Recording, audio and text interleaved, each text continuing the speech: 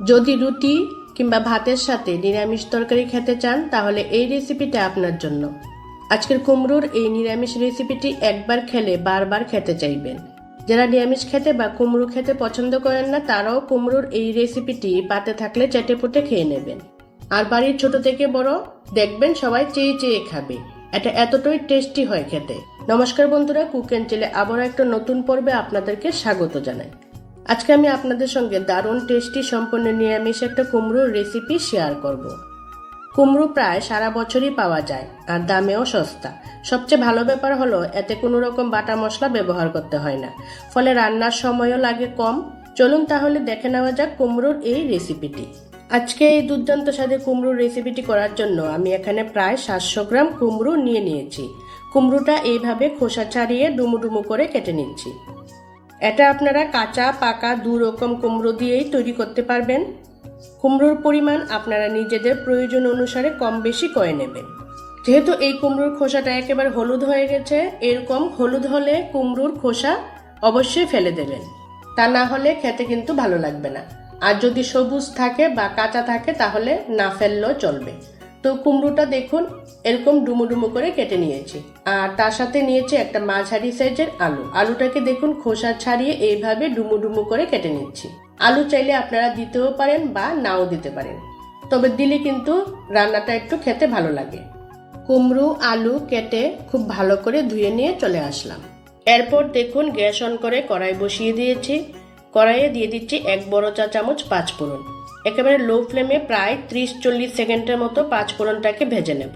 খেয়াল রাখবেন পাঁচফোড়নটা যাতে পুড়ে না যায়। বন্ধুরা, আজকের পুরো ভিডিওটা দেখে কেমন লাগলো অবশ্যই কমেন্টস করে জানাবেন। ভালো লাগলে অবশ্যই একটা লাইক করে দেবেন, কেননা আপনাদের একটা লাইক আর কমেন্টস আমাদের জন্য খুবই গুরুত্বপূর্ণ। আপনি যদি চ্যানেলে নতুন হয়ে থাকেন তাহলে চ্যানেলটাকে সাবস্ক্রাইব করে পাশে থাকবেন। দেখুন পাঁচফোড়নটা ভাজা হয়ে গেছে, একটা সাইডে রেখে দিলাম ঠান্ডা হওয়ার জন্য। এবার ওই কড়াইয়ে দিয়ে দিলাম 2 বড় চামচের মতো সর্ষের তেল। চাইলে আপনারা সাদা তেলও রান্নাটা করতে পারেন, তবে এই রান্নাটা সর্ষের তেলেই বেশি ভালো লাগবে খেতে। তেল গরম হয়ে যাওয়ার পর দিয়ে দিলাম একটা শুকনো লঙ্কা আর একটা তেজপাতা। সাথেই দিয়ে দিচ্ছি 1/2 চামচ পাঁচফোড়ন। আর এখানে আমি দিয়ে দিচ্ছি অল্প একটু হিং। হাতের কাছে থাকলে অবশ্যই হিংটা দিয়ে দেবেন, এতে কিন্তু খেতে ভালো লাগবে। হিং দেওয়ার সময় গ্যাসের ফ্লেমটা একেবারে লোতে রাখবেন, খেয়াল রাখবেন হিংটা যাতে পুড়ে না যায়।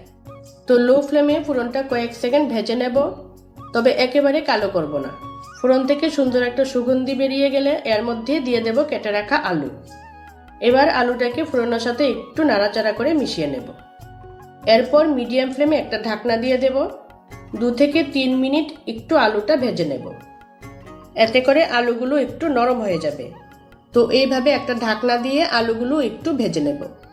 দেখুন ঢাকা দিয়ে প্রায় 3-4 মিনিট আলুগুলো হালকা লালচে করে ভেজে নিয়েছি। আলুগুলোর কালারও চেঞ্জ হয়ে গেছে।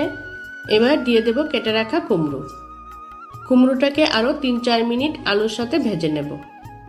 এখানে কিন্তু আমি এখন পর্যন্ত কোনো রকম লবণ হলুদ দেইনি।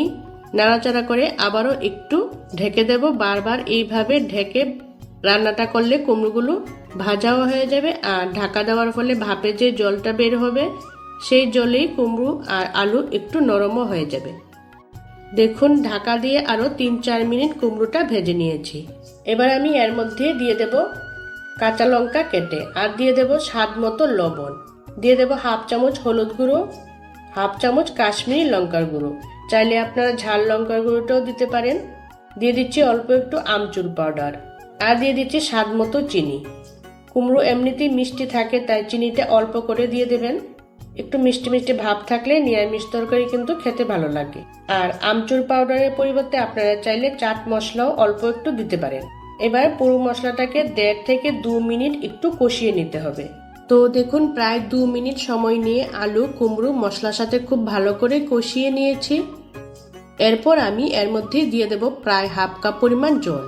এই রেসিপিটা কোনো রকম ঝোল হবে না, যাতে আলু কুমড়ো সেদ্ধ হওয়ার পর মাখো মাখো হয় সেই পরিমাণ বুঝেই জলটা এর মধ্যে দিয়ে দিতে হবে।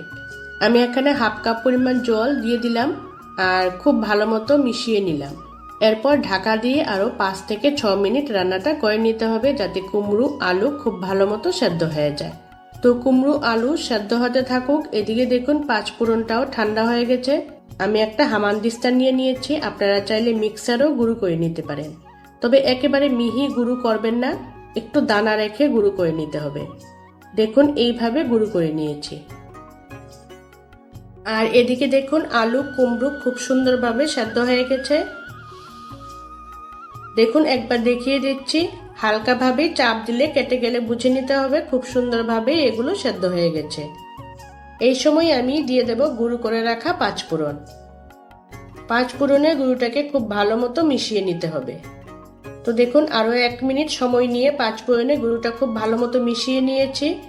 তারপর এর মধ্যে দিয়ে দেব 1 টেবিল চামচ পরিমাণ কাঁচা সর্ষের তেল। কাঁচা সর্ষের তেলটা অবশ্যই দেওয়ার চেষ্টা করবেন, এতে কিন্তু খেতে ভালো লাগবে। আরও একবার মিশিয়ে নেব, তারপর গ্যাসটা অফ করে দেব। তো দেখুন তৈরি হয়ে গেল আমাদের দারুণ স্বাদের আচারি কুমড়োর রেসিপি। এবার গ্যাসটা অফ করে স্ট্যান্ডিং টাইমে রেখে দেব 5 মিনিট। 5 মিনিট পর এটা সার্ভ করে নেব। তো 5 মিনিট পর দেখুন আমি সার্ভ করে নিচ্ছি দারুণ স্বাদের এই কুমড়ো আলুর তরকারি। ভাত, রুটি, লুচি, পরোটার সাথে খেতে অসাধারণ লাগবে। কুমড়ো আলুর তরকারি অনেকভাবেই খেয়েছেন, একবার এইভাবে রান্না করে খেয়ে দেখুন। আশা করছি পুরনো সব পদ্ধতি ভুলে গিয়ে বারবার এইভাবেই বানাবেন। তাহলে বন্ধুরা আজকের ভিডিওটি কেমন লাগলো কমেন্টস করে জানাবেন। আজ এই অবধি, দেখা হবে নতুন আরেকটি পর্বে।